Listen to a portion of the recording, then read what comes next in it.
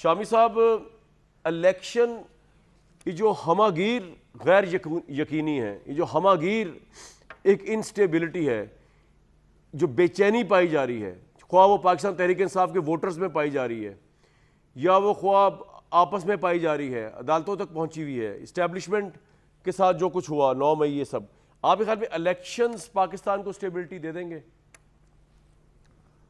कामरान शाहिद साहब, जो सवाल आपने उठाया है वो बड़ा अहम है, लेकिन सवाल पैदा होता है कि अगर इलेक्शन नहीं होंगे तो क्या स्टेबिलिटी मिल जाएगी पाकिस्तान को? इलेक्शन जो हैं हमारे आइन की अमारत उस बुनियाद पर खड़ी हुई है, और जब इलेक्शन होते हैं और लोग अपनी मर्ज़ी के मुताबिक अपने हुक्मरान मुंतखब कर लेते हैं तो फिर थोड़ी सी उनको ठंड पड़ जाती है। वो समझते हैं कि मुल्क में उनकी हुकूमत कायम हो गई है और वो फिर उससे जुड़ जाते हैं। और इलेक्शन जब ना हो तो इस वक्त तो फिर कोई भी, ये जो निगरान हुकूमत है ये तो हवा में खड़ी है, इसकी कोई सियासी ताकत नहीं है। इसको जो ताकत फराहम की है वो सियासी जमातों के दरमियान मुफाहमत की वजह से मुमकिन हुई है। तो दस्तूर पाकिस्तान ने इसको जो ताकत दी है वो एक महदूद मुद्दत के लिए है। अगर आप इसको ज़्यादा बढ़ाएंगे तो इस हुकूमत पर भी जुल्म होगा, लोगों पर भी जुल्म होगा, और दस्तूर पर भी जुल्म होगा, और रियासत पर भी जुल्म होगा। इसलिए स्टेबिलिटी एक तरफ है और इंतखाब की ज़रूरत दूसरी तरफ है। हमें ये रिस्क तो लेना होगा। साहब, आप बिल्कुल ठीक कह रहे हैं। मैं शायद थोड़ा नहीं उस तरह बता पाया।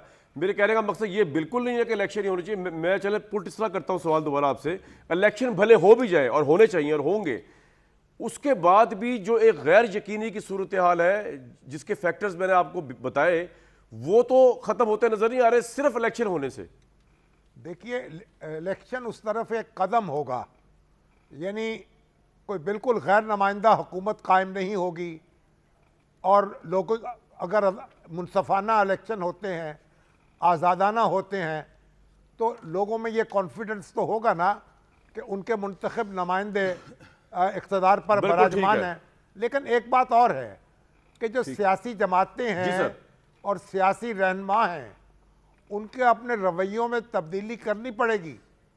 उन्हें एक दूसरे को बर्दाश्त करना पड़ेगा और एक दूसरे के साथ बैठना पड़ेगा। ये भी ज़रूरी बात है।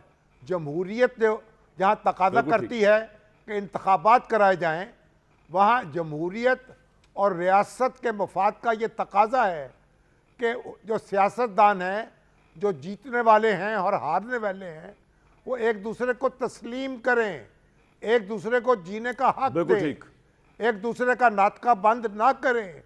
यह भी एक ज़रूरी बात है, और जो हमें पूरे लोगों को, हम सबको मिलकर इसमें ताकत लगानी चाहिए और लोगों को ये एहसास दिलाना चाहिए कि वो जो जिस रास्ते पर चल रहे हैं। आप देखते हैं जंगों के बाद भी मुफाहमत होती है। 65 की जंग के बाद ऐलान ताशकंद हुआ, 71 की जंग के बाद मुआहिदा शिमला हुआ। दुश्मन मुल्क जो थे समझे जाते वो आपस में बैठे, उन्होंने मुफाहमत की। तो ये तो अपने मुल्क के लोग हैं। अगर ये एक दूसरे के साथ मुफाहमत नहीं करेंगे तो फिर हम किसी के लिए कोई सर, आपने तो बड़ा अच्छा हल दे दिया। आपने बड़ा अच्छा, शामी साहब आपने बड़ा अच्छा हल दिया, लेकिन अब ये प्रैक्टिकल है या नहीं ये मैं पूछ लेता हूं जरा बाकी लोगों से, और आप तो मेरे साथ हैं ही शामी साहब।